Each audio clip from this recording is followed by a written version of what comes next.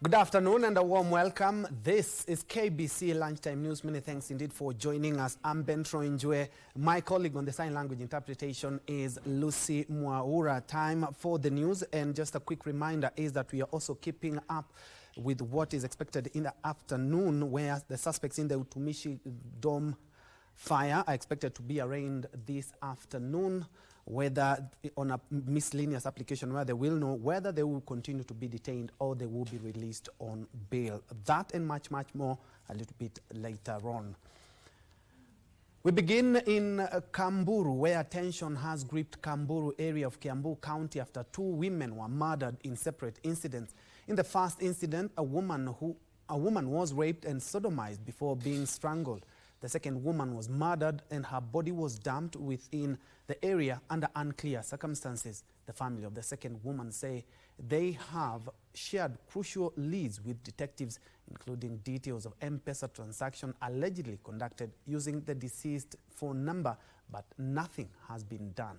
They now want police to deal with the situation and have those involved face the law.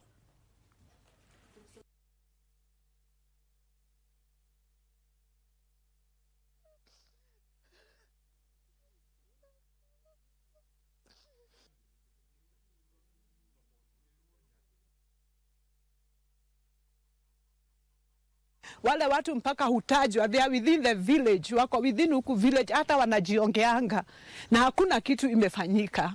Lakini sisi we still proclaim, hata wakitaka kukuja sisi watuwe, wakuje watuwe, but we need justice for my mother. Hata hii asubuhi wametoka kunipigia simu, wananiambia ati bado wanashughulika, wamepeleka file zake, hakuna kitu wamefanya. Tunawapigia simu saa zingine hata hawashiki. Lakini shida tuko nayo ingine, mtu anakuja anakupa information, ukienda umchunguza anakuambia usimtaje. Sasa hiyo kesi utapeleka wapi? Wizi imezidi Kamburu Ward. Na si wizi peke yake. Hadi watoto wetu wakienda shule, watoto wa vijana wanajinjisiwa, watoto wa wavulana the same. Kwa muda gani tutakuwa na hii shida ya insecurities? Tunauliza DCI na all agencies wakuje sasa, wakati ni huu, watatue hii shida. Elsewhere, safety in schools has once again taken center stage after Bungoma Governor Kenneth Lusaka called on school administrations to prioritize the welfare of learners and strengthen safety measures in boarding institutions. Speaking after visiting his former school, St. Mary's Kibabi Boys High School, Lusaka urged principals to ensure dormitories meet required standards to prevent tragedies in learning institutions. The governor toured his former dormitory and admitted that learning conditions during his time were overcrowded, with poor ventilation and small windows that could hinder emergency response. Lusaka challenged schools' heads to strictly follow regulations during dormitory construction and warned against waiting for disasters to happen before action is taken. He also urged parents to play a greater role in disciplining and guiding children, citing recent school tragedies, including the deaths of students at Utumishi Girls Academy. While defending the importance of boarding schools, Lusaka said such institutions promote national interaction and discipline among learners from different regions.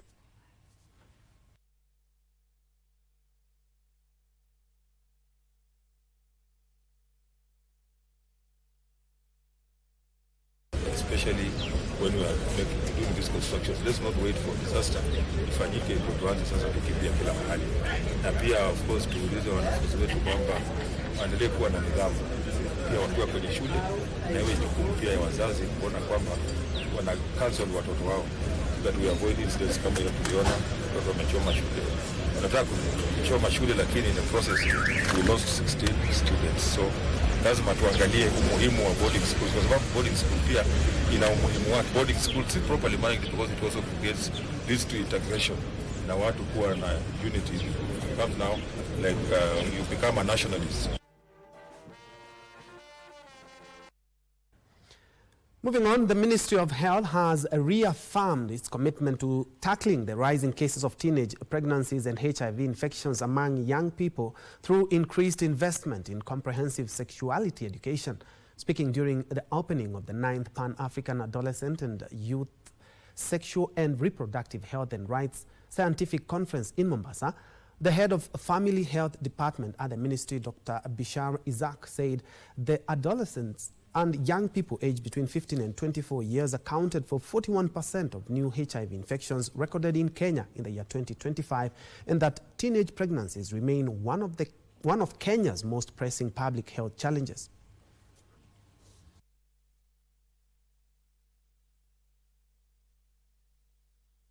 Sub-Saharan Africa has the highest teenage pregnancy and adolescent birth rates in the world.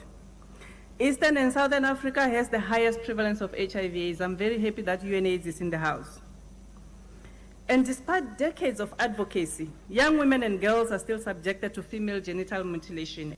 In 2025, 41% of the new HIV infection in Kenya were among adolescents and young people aged between 15 to 24. Mother-to-child transmission rose from 7.3 to 9.3%.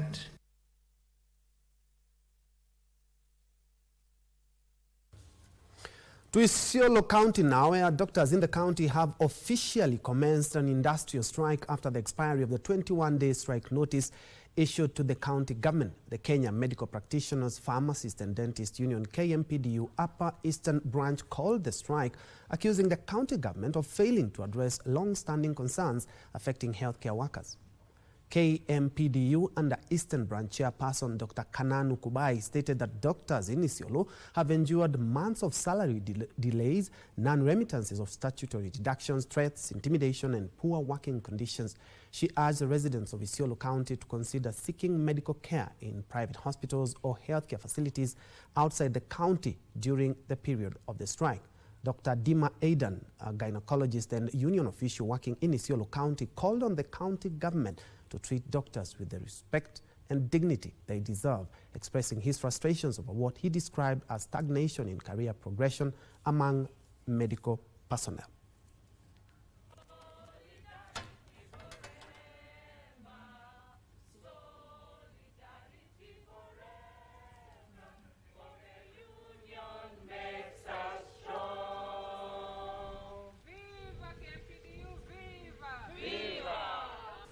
I've been working in Isiolo Hospital for since 2013.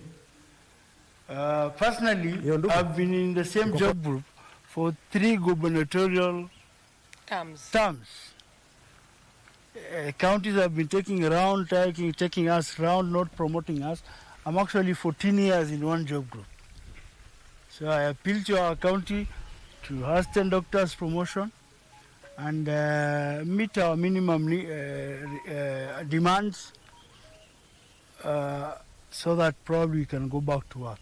But without that, I don't think our doctors are going to go back to work. And for this reason, we have downed our tools effective yesterday midnight. That is midnight ile inaamkia leo. We are off work. We are going to stay off work.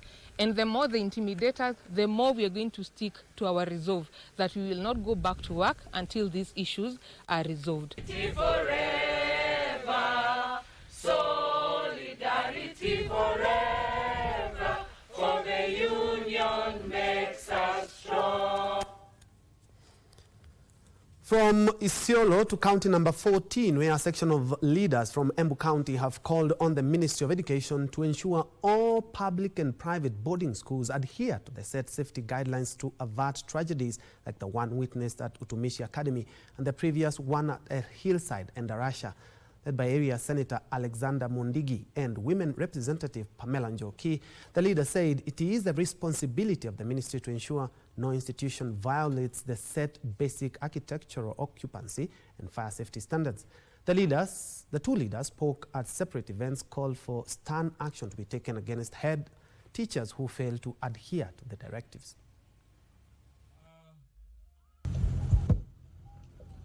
Safety iwe kiangaliwa. Kuna mambo ya sheria ilipitishwa. Hata mimi mmoja wale walisoma barua ya vile shule sinafaa ifuatilie mambo ya shule, mambo ya stima, mambo ya nini na mambo ya fire extinguisher. Kila shule iwe na vitu kama hizo. Wizara ya Elimu imepeana maagizo ya kuzingatia katika shule zetu, waone ya kwamba hizo manuals zimefuatiwa. Kama ni mambo ya dormitories, hizo grills na madirisha zizingatiwe katika shule na kufanywe msako katika mashule yetu, kuonekane ni shule gani imetimiza na ni gani ambayo haijatimiza. Na yule mtu ambaye anaumia zaidi ni mzazi, kwa sababu mzazi atalipa gharama ya mambo ambayo yameendelea katika shule.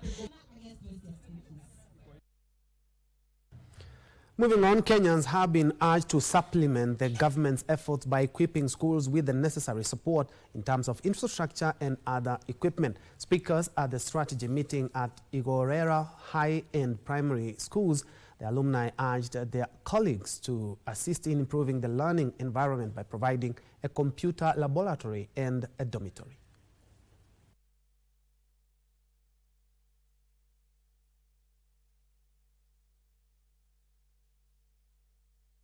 We know the issue of provision of computers to schools is the responsibility of the government, but as you are aware, also the government has a challenge in terms of financial resources. That is why now the alumni comes in handy so as to assist whatever that the government is unable to provide, so that we can be able to fill the gap. We cannot rely on the government for everything. We also have our own resources which we can use to improve on what the government does. The government cannot give us everything. So let us also take the initiative, because we gained from the various schools we have been in. We can go back and support those schools to improve on the various areas where we saw weaknesses.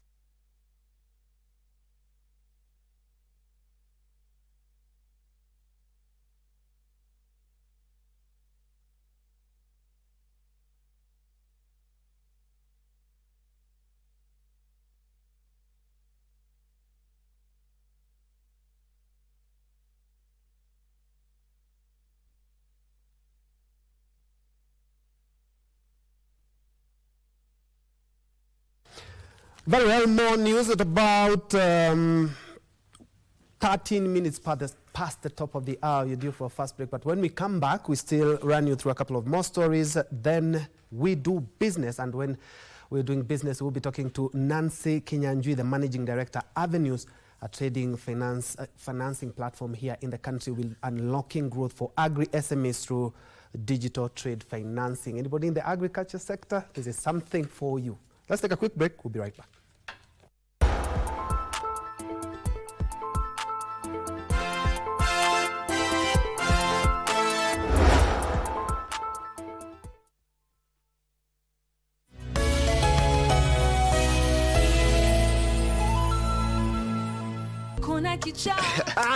Justin! Yes, vijana na Justin. Kabisa. Na nisikusikie ukiongea vibaya kuhusu mchungaji ama mtumishi wa Mungu. Unaenda kanisa?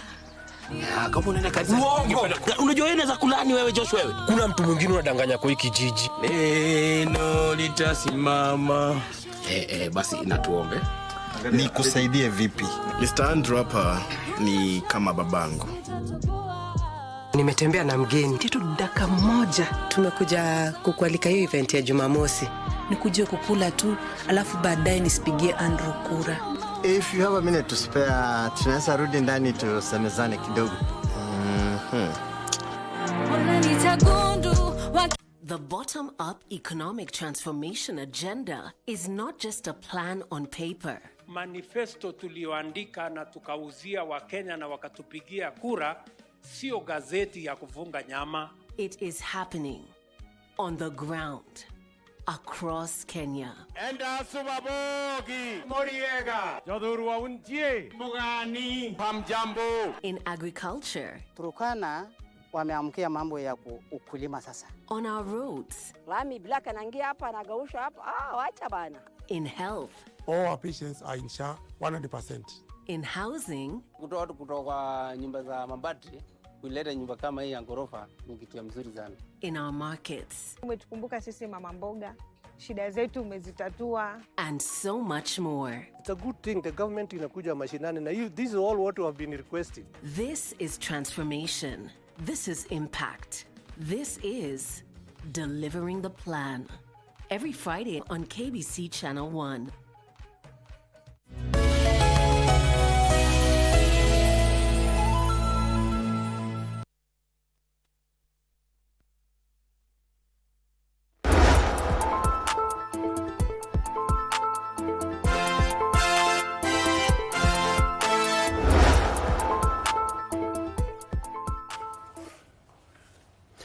Welcome back and many thanks for keeping it Channel 1. Moving on, county governments have been urged to increase budgetary allocations for clean energy programs to help in the adoption of environmentally friendly technologies at the grassroots level. Tharaka Nithi Deputy Governor Wilson Ndereba Nyaga claimed financial constraints have hindered county investments in the sector, leading to missed opportunities and benefits of tapping into clean energy. Nyaga was speaking during the closing ceremony of the 3-week training program that sought to equip over 400 women energy entrepreneurs from Embu, Meru and Tharaka Nithi counties with skills to expand access to clean cooking and solar energy solutions. I want to say it is true. Resources are never enough. We have so many departments, and also we consider the priorities. For energy now, we have set aside a budget. And here with me in Tharaka Nithi, I have the CCM for energy. And we also Embu and the director from Meru. I know when we sit in the cabinet, we already done those allocations. I am hoping that in future, there will be no challenges of the finances. Women and men alike, because there is 30% of men who have been empowered through this program. And when they presented the end result, you could see now households, women are able to do their purchases without problem.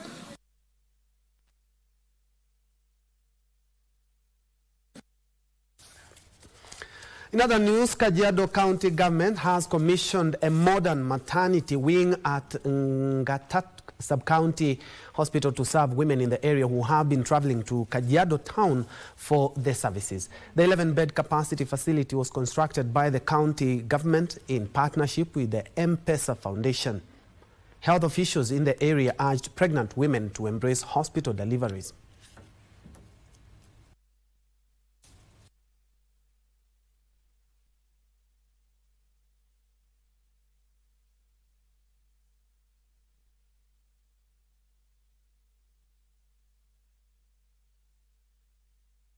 Leo tunasherekea ufunguzi wa hospitali ya Ngatatek level 4 ambayo kupitia mchango wenu na pesa za serikali ya county kwa pamoja tumeweza kuisukuma hospitali hii kufika hiyo level 4, kiwango ambaye itatoa huduma ambazo hapo awali hazingepatikana na ambaye imeleta furaha kubwa sana kwa jamii yetu.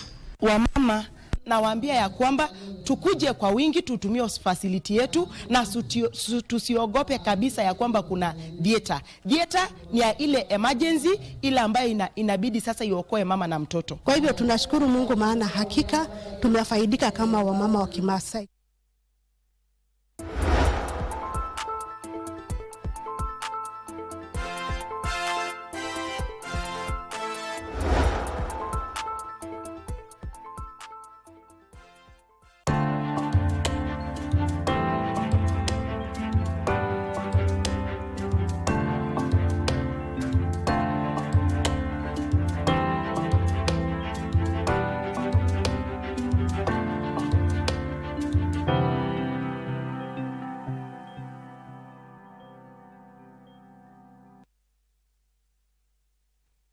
Very well, time to make sense of shillings and cents in business, and first and foremost, let's cross over right here in Nairobi, where Energy CS Opiyo Wandayi is currently having a presser in regards to the new electricity tariffs. Let's listen in.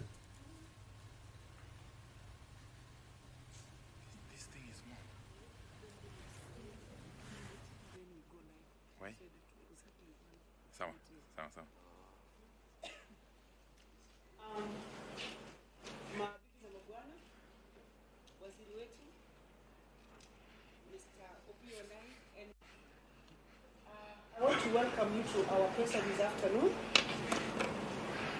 and thank you for honoring our invitation on the progress of what the ministry does and focus on the statement that the PS is going to read.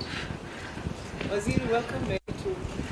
Asante sana Joyce. Asante sana Joyce. Good afternoon.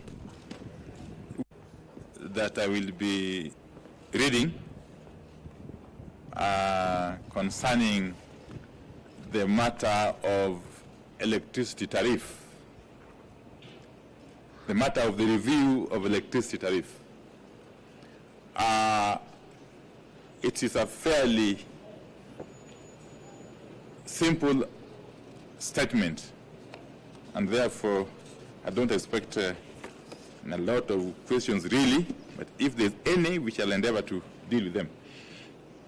So once you are ready, you may let us know. You may give us the signal. But as you do so, let me introduce the team that is here. I'm sure you know Bwana Alex Wachira, the Principal Secretary for the State Department for Energy. To my right, we have Engineer Joseph Okech. And to the extreme left is Engineer Siengo, the acting CEO of KPLC, substantive CEO at KPLC, Engineer Siror, on official duty. Is that clear? So can we? We can. So this press statement is on retail electricity tariff review.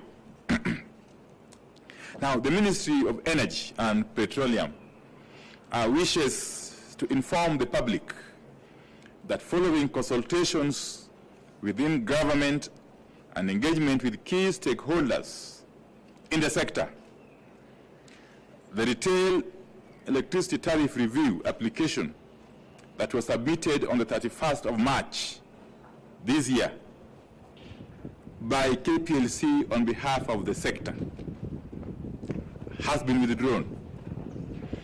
Now, this decision reflects the need to buttress a sustainable energy sector while protecting households, businesses, and industries from possible cost escalation. It aims to support economic growth, safeguard livelihoods, and create jobs. The ministry wishes to clarify that under the Energy Act,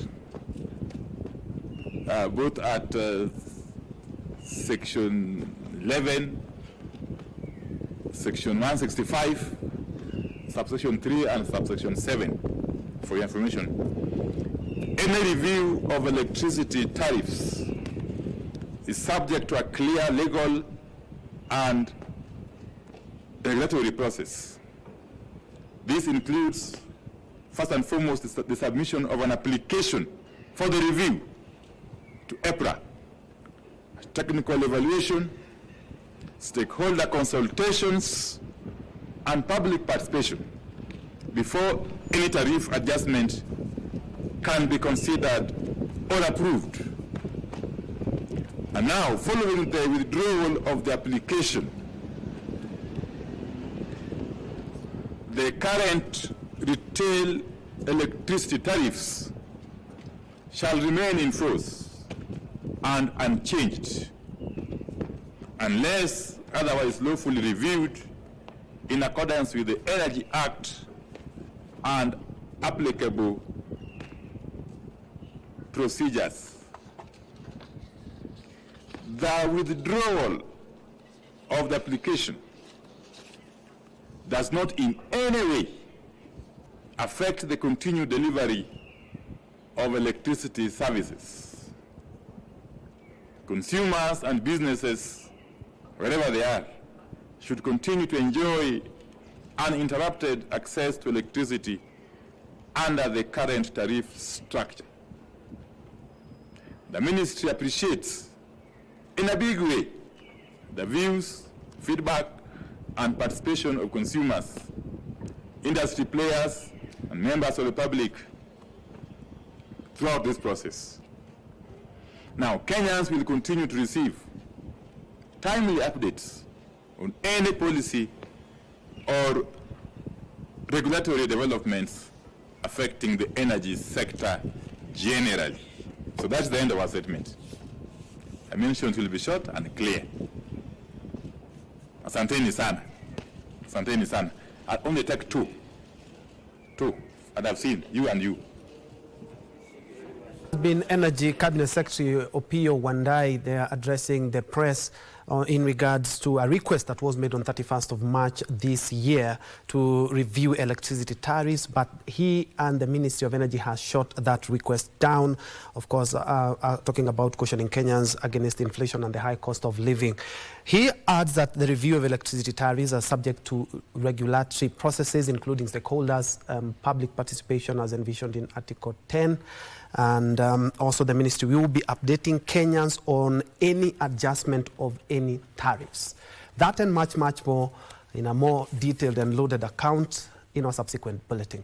But moving on, real estate stakeholders are calling on Parliament to review property tax proposals in the Finance Bill 2026, warning that higher taxes on rental income could slow investment and growth in the sector. Led by Estate Agent Networking Group Chairperson Wambui Gaida, they raised concerns over a proposal to increase, a proposed increase, I beg your pardon, in residential rental income tax and introduction of a separate tax regime for non-resident landlords, saying the measures could raise costs and dampen property market activity.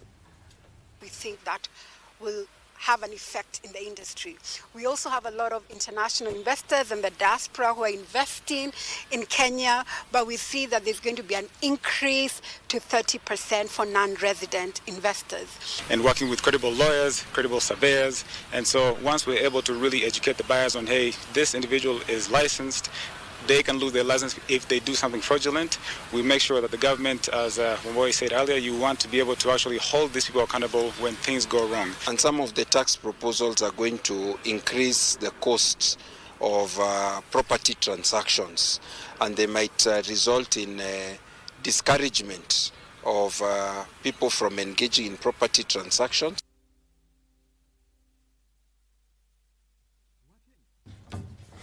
Very well, as I had mentioned earlier on, that we'll be having a candid conversation on unlocking growth for agri-SMEs through digital trade financing. And as mentioned earlier on, I'm joined by Madam Nancy Kinyanjui, the Managing Director, Avenues, a trading financing partnership.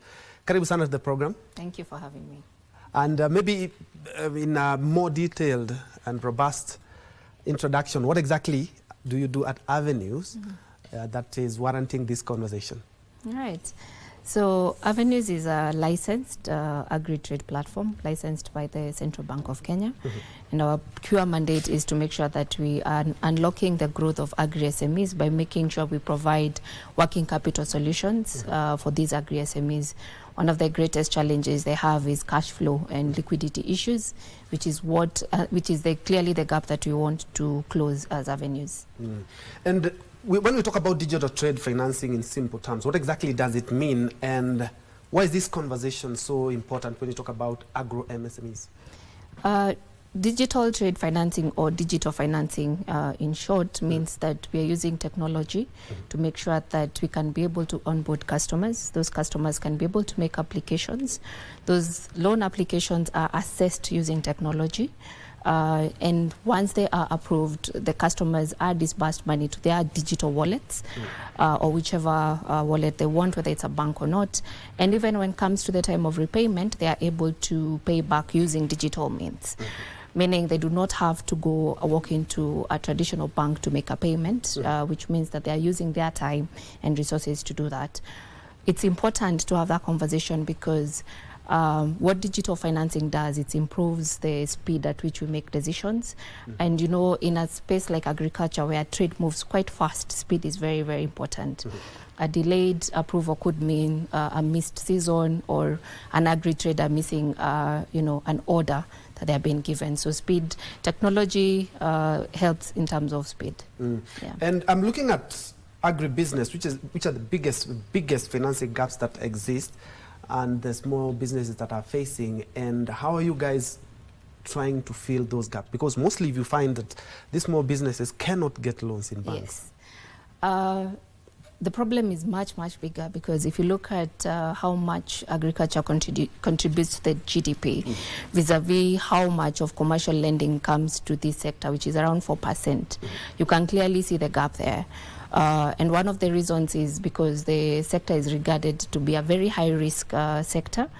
And some of these agri-SMEs are tied, when you look at them from a lens of a traditional financier, then you lock most of them out of financing, because traditional financing, we look at historical financials, a lot of collateral requirements that these agri-SMEs do not have. Data, when you look at how much data do they have, because quite a number of them are informal businesses. So how we are able to cure that using technology is we ensure that we are not looking at them from a traditional lens. We do not ask for traditional collateral. Data is everywhere right now, and we use data as collateral. Think about trade transaction data, right, that these agri-SMEs have. They have supplier relationships, and that also is data.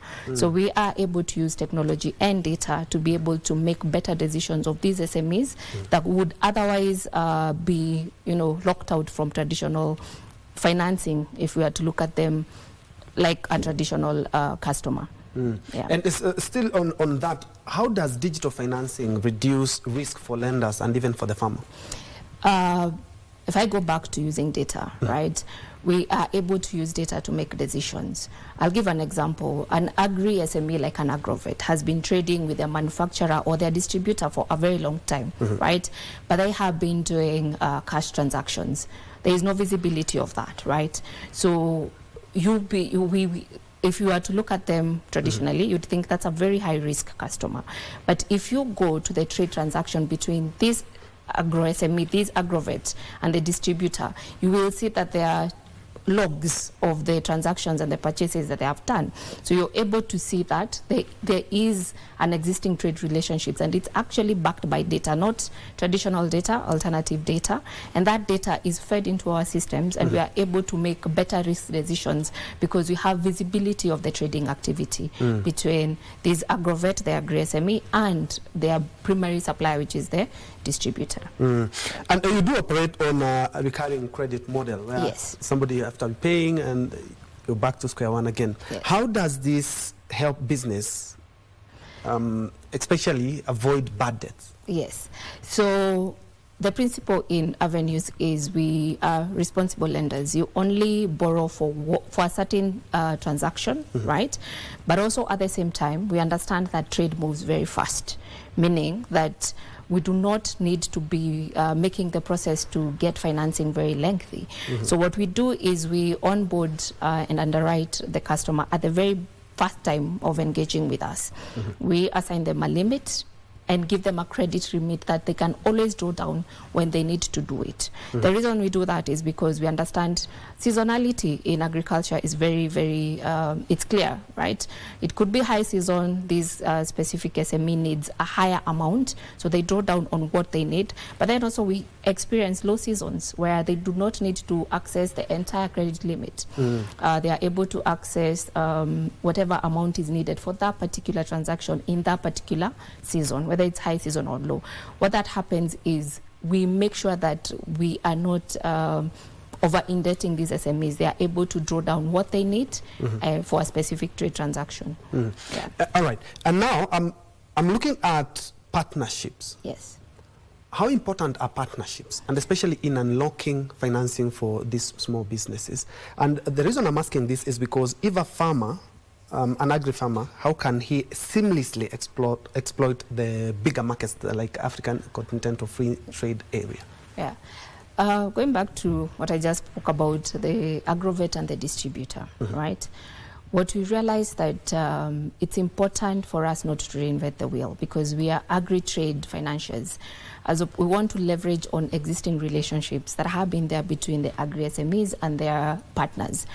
You cannot solve this financing gap in agriculture alone. It has to be an ecosystem coming together and trying to embed financing into that ecosystem.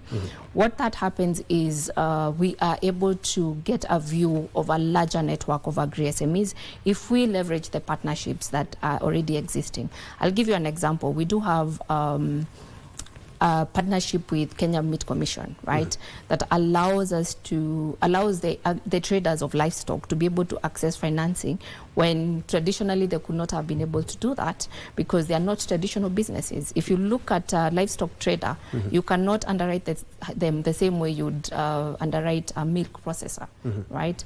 So we look at it as using partnerships as a way to expand into the agriculture sector in different geos, not just Nairobi, right? It's an easier model and an easier strategy to expand and without having to reinvent the wheel. We want the customers to still maintain their relationships with their partners within the agriculture ecosystem. Yeah. And how can we address trust and financial literacy concerns? Because if we're talking about agribusiness, mostly we know farming is more or less reserved for mashinani. Yes. Trust is very important in a financial institution, and one of the things that gives me a bit of joy in market development recently was the regulations that came in, the Digital Credit Providers Regulation. The Central Bank of Kenya has done a lot of work in ensuring that customers are protected by making sure that they are licensing specific lenders in the market. And the reason for that is to reduce a lot of predatory lending, which of course affects the customers directly. Regulation brings about trust in the entire ecosystem. In as much as we are lenders, we also have to be responsible and making sure that we are not over-indebting or we are not being predatory towards the customers. And that is important because businesses can only work where trust is there. So we have found out that with our regulation, it's very important. The businesses are able to trust us because they are able to see that we are regulated, we adhere to a certain code of conduct. And even on top of that, speaking of trust, there's a lot of transparency towards what we do. We're very keen on our pricing. Everything is black and white on our website. There are no hidden charges. And that gives the businesses, the agri-SMEs, that comfort that I can actually work with avenues because there is already trust. They are not hiding anything. So I can trust this specific lender or financier to be able to grow my business. And as we wind up, how do you circumvent challenges? It's still a business. Yes. How are you overcoming challenges or some of challenges that you guys are facing? And the future of digital trade financing in the next, where are you seeing us in the next 5 years? Because as we see Kenya, we are really moving very fast. Yeah. If I speak to challenges, there are a lot of challenges, and I think they all have a solution. One of the things that we do is we create tailor-made products, right? Right now we are focusing on specific geos, like where agriculture is a key economic activity. We are focusing on different value chains, maize, horticulture, livestock, dairy, poultry, inputs. And the reason why we are doing that is every specific agriculture value chain has its own unique problems. The same way you underwrite a grain sellout trader in Meru is different from how you do you underwrite a milk processor in Kiambu, right? So the challenges of seasonality, the challenges of lack of data, the challenges of the perception of risk from that, we are leveraging technology to be able to do that. Where I see financing and technology in the future, I think it will make a lot of sense when financing moves at the speed of trade. Right now, it's the other way around, where a trader has to wait for financing for them to transact, right? So the future is in embedding the financing in the value chain, in the trading ecosystem, to make sure that we are not curtailing growth because of lack of financing. And the good thing from a digital perspective is Kenya is a market leader in digital innovation. So there's so much opportunity in making sure that we can unlock financing for agri-SMEs, because they are the same customers that are transacting on digital platforms. So there's a lot of data that we can leverage to make sure that we create good profiles of these specific businesses and be able to unlock financing for them. When you unlock financing for an agri-SME, it means you're making a stronger farmer, you're creating markets for the farmer, you're making sure that the consumers are able to get the produce from farmers, and essentially you're contributing to food security in Kenya. Thank you. Thank you so much. That has been Nancy Kinyanjui, Managing Director, Avenues Kenya, a trading financing platform. We have been looking at unlocking growth for agri-SMEs through digital trade financing. And there's an interesting conversation, especially when it comes to the youth, because farming is the next frontier. Farming and tech, trust me, is the next frontier. Many thanks indeed for your time and your insight. Thank you for having me. All right. Moving on, Kenya is advancing plans to establish a dedicated regulatory framework for development finance institutions in new efforts aimed at strengthening the country's development finance ecosystem. Kenya Development Corporation Director General Nora Ratemo says a predictable and coherent regulatory environment is key to strengthening the credibility and long-term sustainability of institutions supporting the development agenda. Development finance institutions play a critical role in financing sectors that often struggle to attract adequate funding, including infrastructure, manufacturing, agriculture, housing and small business development. This has prompted the Kenya Development Corporation to convene a high-level meeting gathering government officials and chief executives from development finance institutions and financial sector stakeholders. Speakers at the meeting said as Kenya pursues industrialization, export growth and climate resilience, there is need for stronger development finance ecosystems to support longer-term economic transformation. Most regulators, and this is where your DFI would need to emphasize on this. As much as your regulators come to regulate this sector, it's important for this DFI mandate to be highlighted. DFIs, ideally, you should not be crowding out the private sector. DFIs are here to resolve market failures. And central banks have to apply that lens when they're doing your supervision and regulation so that ideally they enforce that practice. Development financial institutions currently operate without a dedicated legal and regulatory framework, which has contributed to fragmented oversight and governance inconsistencies across the sector. We want to standardize how we carry out our operations, how we are regulated in terms of capital adequacy, in terms of various reporting structures. And also, I believe, even from an operational perspective, one of the main challenges we found is actually being able to deal with our bad book. The current regulations are actually quite strenuous.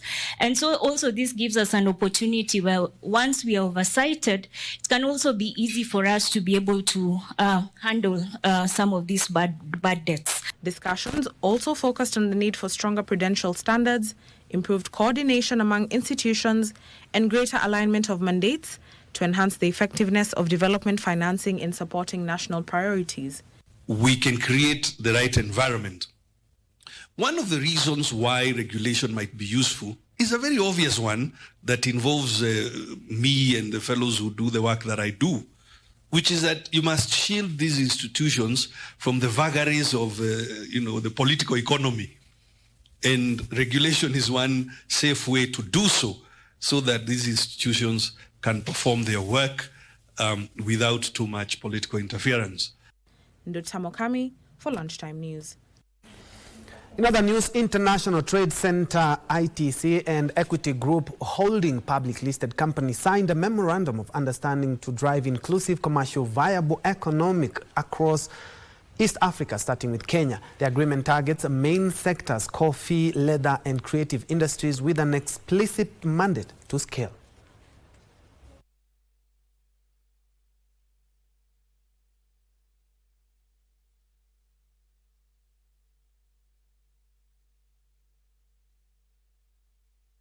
It all started with African Recovery and Resilience Platform that identified the opportunities. In one way or another, it's bringing the buyer to the producer and taking the producer to the buyer. And so the challenge we have is how do we take our SME clients to the next level? And the only way to do is to capacitate them through training and development. Access to finance is the single biggest challenge that most SMEs face across the board. And I believe this arrangement, this MOU with Equity Bank, will create the framework for us to be able to address that significant hurdle. The overall objective, of course, is one, to grow the SMEs, but also to grow their access to external markets. And further afield, a group of Egyptian high school students has developed an AI-powered soil testing robot designed to help farmers respond to the growing impact of climate change on agriculture. The project comes as farmers across Egypt face declining crop yields, changing soil condition, and the emergence of pests that are proving difficult to control using conventional methods. Here are the details of this and other stories in our international news wrap. The students' robots is designed to scan farmlands and analyze soil condition in real time. Inspired by the movement of the mud skipper fish, the amphibious machine is able to navigate terrain without causing significant damage to the crops or soil. The device measures key indicators including soil temperature, acidity, and salinity levels. The information is then processed using artificial intelligence tools to help farmers identify potential problems and determine the most suitable crops or treatment options. Student developer Mustafa Mohammed said the project was created in response to rising soil salinity in parts of the Nile Delta, a challenge that has intensified as climate conditions change. Meanwhile, escalating tension in the Middle East are increasing cost and disrupting shipping operations as security concerns in the Strait of Hormuz force companies to adjust transport routes. Danish shipping firm Maersk said it has suspended vessel transit through the strategic waterway and activated contingency plans, including moving some cargo overland through a combination of sea, rail, and road transport networks to protect employees and crew members. Maersk Chief Commercial Officer says the company was facing sharply higher costs due to rerouting shipments, rising fuel prices, and broader pressures on the global supply chains. Finally, Maldives is banning children under 16 from accessing certain social media platforms to protect them from cyberbullying, online grooming, and other digital threats. Maldivian President Mohamed Muizu says protecting children from online harm had become a major concern for parents. He says the proposed ban would target specific applications considered risky for children and that relevant technology companies would be consulted and work with platform owners to bring their services in line with Maldivian law. He says the restriction would not hinder children's education or their ability to learn online, but will help create a safer digital environment. Now, switching gears to matter sports, Africa's fastest man, our very own Ferdinand Omanyala, is gearing up for one of his toughest tests of the season when he lines up in the men's 100 meters at the Rome Diamond League meeting in Italy tomorrow. The Kenyan sprint star heads into the race in impressive form, having already secured a victory and a second-place finish in this year's Diamond League series.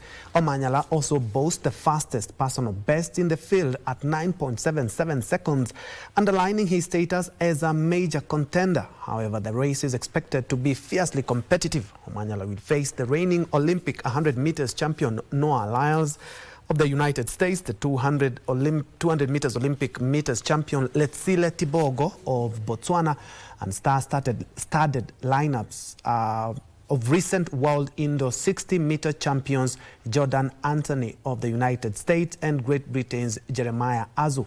The home fans will be backing Italy's Tokyo Olympic 100 meters champion Marcel Jacobs as he seeks a strong performance on home soil.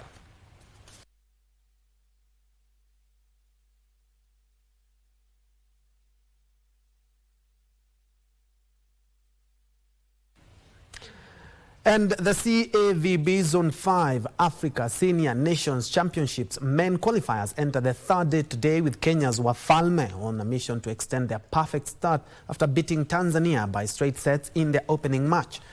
The team stamped authority over their neighbors in a thrilling encounter at the Lugogo Indoor Arena, beating them 25-20, 28-26 and 25-17 to record a high end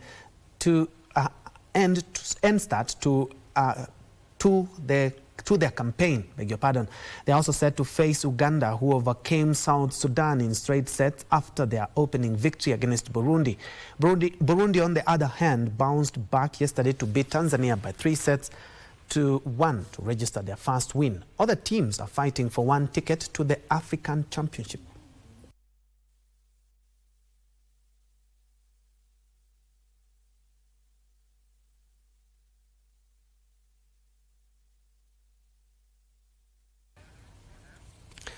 Closer home, 4 Kenyan golfers have qualified to feature in the Faldo Junior Tour European Grand Final set to take place in the United Arab Emirates from the 17th to the 19th of November.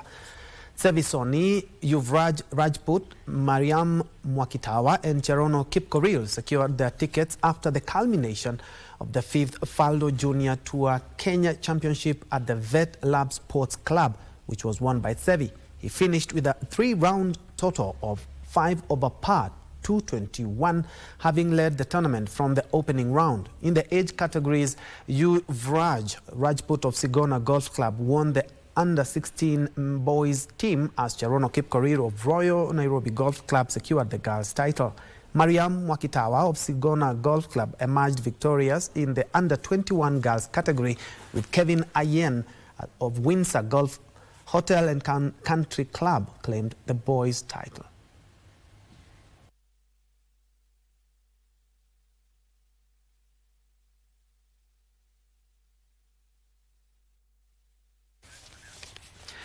Very well, that's where we put a cap on KBC Lunchtime News this afternoon. Many thanks indeed for joining us for this news and plus much more that will be coming. Kindly check out our social media spaces. Many thanks. My name is Bentro Njue. Lucy Mwaura has been my colleague on the sign language interpretation. Do have yourself a blessed afternoon.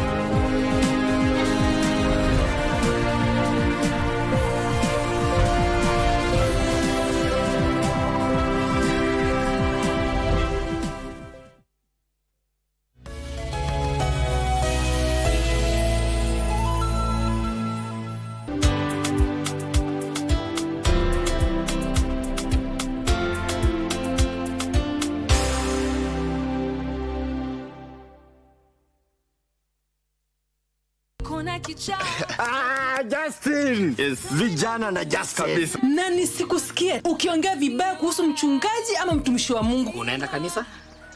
Kama unaenda kanisa. Unajua yeye anaweza kulani wewe Josh wewe. Kuna mtu mwingine unadanganya kwa hiki kijiji. Neno litasimama. Basi inatuombe. Nikusaidie vipi? Mr. Andrew hapa ni kama babangu. Nimetembea na mgeni. Kitu dakika moja. Tumekuja kukualika hiyo event ya Jumamosi.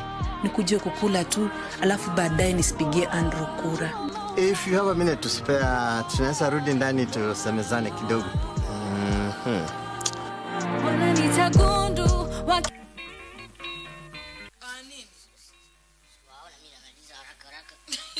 Kawia ufiki. Mimi sina haraka. Bora kazi ifanye. Lakini hata Waswahili wanasema kawia ufiki.